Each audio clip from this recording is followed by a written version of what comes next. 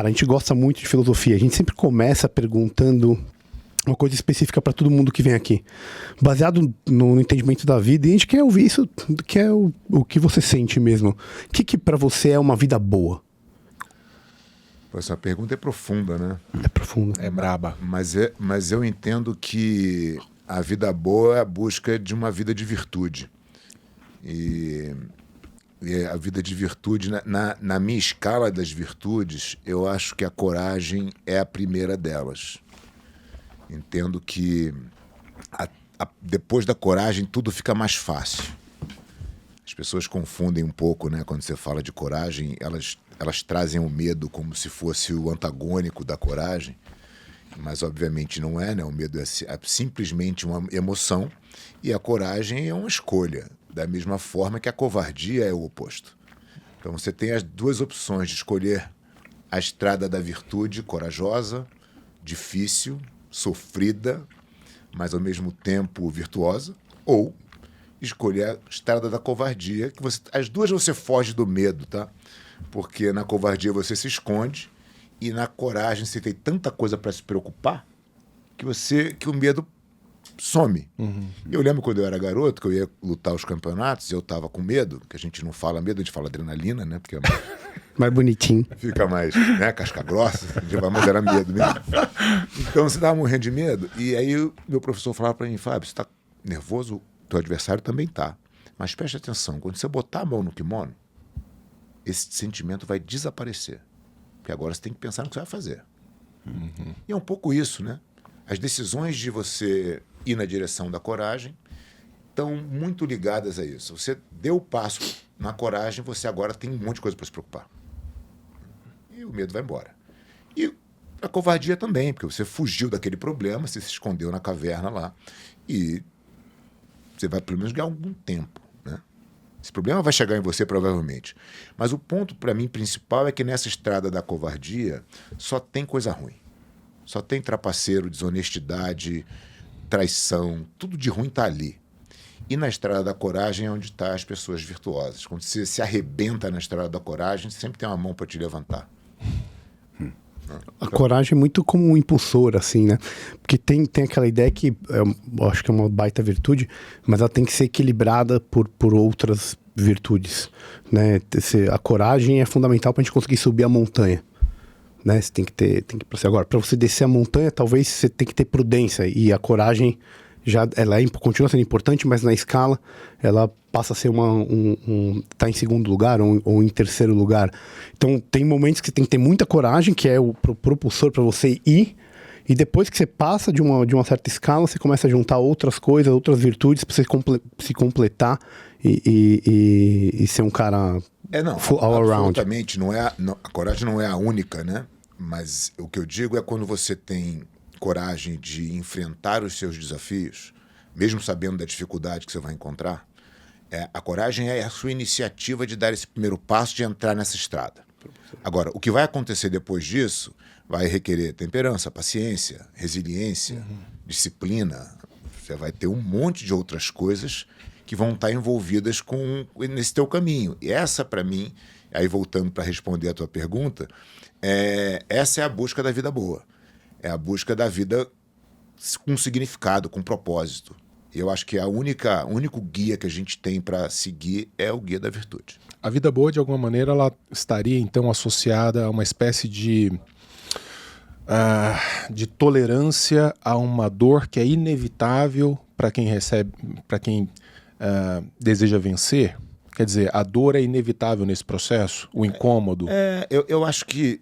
Eu não sei se a dor é o nome, mas eu acho que o desafio, o desconhecido, o desconfortável, tudo que você busca de desenvolvimento, ele não acontece sem algum tipo de dor e sacrifício. Nem na musculação, né? Você vai fazer o teu músculo crescer, você tem que ir lá romper um monte de fibra e sofrer um pouquinho.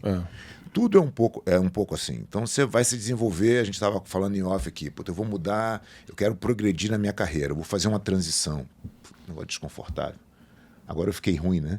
Agora eu não sou mais bom no que eu era, agora eu estou numa nova fase, numa nova função que eu não sei fazer. Isso é desconfortável. Esse tipo de dor, se é que a gente pode chamar de dor, eu acho que é necessária o tempo inteiro. Todo mundo deveria sentir um pouquinho todo dia. Porque é sinal que você está progredindo, que você está enfrentando as suas dificuldades. Você não está parado no mesmo lugar. Entendendo que não tem parado, né? Ou você está subindo ou você está caindo. Como é que foi essa história lá que você estava contando aqui em off, que eu acho que é bem interessante a gente poder compartilhar, essa mudança na sua carreira de atleta para treinador, para professor, depois para empresário? Como é que foi essa... Porque hoje, na verdade, você tem um empreendimento que é extraordinário, né? Uma coisa fantástica. Eu gosto, assim. Eu tenho orgulho do que eu faço, né? Não do que exatamente eu conquistei até aqui, embora, óbvio que eu entenda, né, o que eu já conquistei, mas eu gosto do processo. Eu gosto do que eu estou fazendo. Né? E eu tive uma decisão quando eu tinha 15 anos de idade, eu estava conversando com meu pai, na verdade, era uma conversa do meu pai com meu irmão. Eu estava de papagaio de pirata. O meu irmão é 3 anos e meio mais velho que eu, ele estava estudando engenharia na PUC do Rio de Janeiro, e eu estava do lado ali conversando. E meu pai falando com ele de mercado de trabalho, o que queria fazer e tal. E de repente meu pai virou para mim e falou, e você vai fazer o quê? Eu falei, jiu-jitsu. Ele falou, não, para trabalhar. Eu falei, não, então, eu quero fazer jiu-jitsu para trabalhar. Ele falou, você sabe o tamanho desse mercado? Eu falei, não. Ele falou, é muito pequeno. Você acha que você pode ser bom o suficiente? E talvez, além de bom, diferente? Eu falei, no auge do meu conhecimento de 15 anos, eu falei, claro, porque eu posso.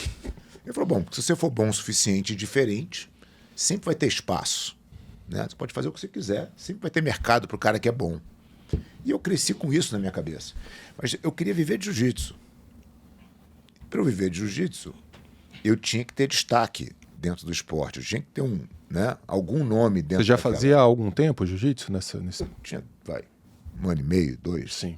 Né? Caraca, 1 ano e meio, 2. Você começou com 13 anos, né? Eu comecei com 13, com 15 foi essa conversa com meu pai.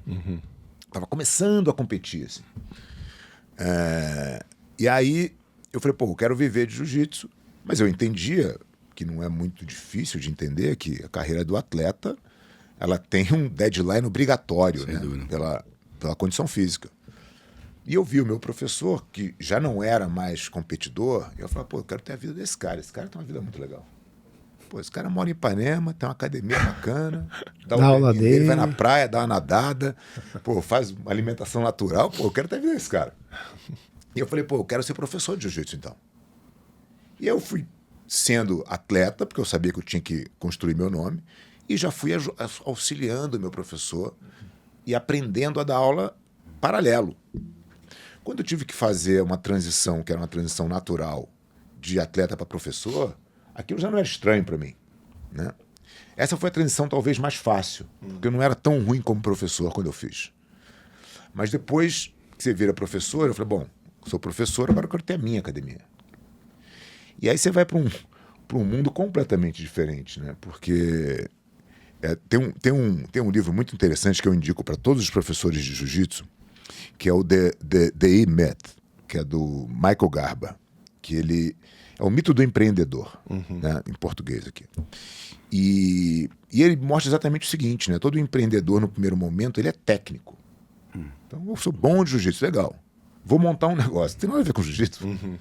Né? Agora você tem que cuidar do advogado, da alocação do espaço, do imposto. Da contabilidade, pagamento, programa, contrato. Tudo. Assim, você tem que fazer tudo e você precisa ter tempo para fazer jiu-jitsu, senão por que você montou aqui? Perde a razão de ser. Então eu era muito ruim como gestor quando eu comecei. E eu fui aprendendo. E aí depois veio, como é que eu faço agora para escalar isso aqui? Para escalar isso aqui eu preciso de pessoas que queiram fazer a mesma coisa que eu. Então como é que eu crio oportunidade para as pessoas que estão embaixo de mim? E como é que eu começo a liderar essa turma? E aí eu virei o líder da equipe. Então eu tinha que ser o melhor treinador para fazer aqueles caras serem campeões e aquilo começar a ter uma relação verdadeira entre nós, né? Uma liderança verdadeira. E eu consegui fazer isso. E eu falei, agora como é que eu posso subir mais um degrau? Porque só a minha academia é pouco. Como é que eu posso...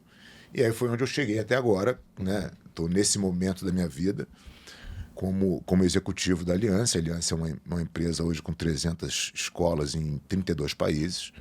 Né? A gente trabalha no momento num modelo de licenciamento de marca e método. E essas transições foram necessárias e eu fui fazendo elas e elas foram me mostrando cada vez mais que a gente tem que estar muito focado em continuar aprendendo. E isso, obviamente, no jiu-jitsu. No jiu-jitsu ninguém é bom, né? Ninguém é bom nunca de jiu-jitsu. É impossível você saber tudo. É como você ser bom de filosofia em tudo. É um conhecimento inesgotável. Inesgotável, exatamente. Então, quando você tem essa... É o mindset do faixa branca, sempre. Como é que eu posso continuar aprendendo? Então, quanto mais eu estudo, quanto mais eu aprendo, mais eu vejo novas oportunidades né? Assim, as transições vão ficando mais claras e mais palpáveis. Sim. E você vai ganhando protagonismo com isso, né? Eu estou nesse momento da minha vida depois de algumas transições.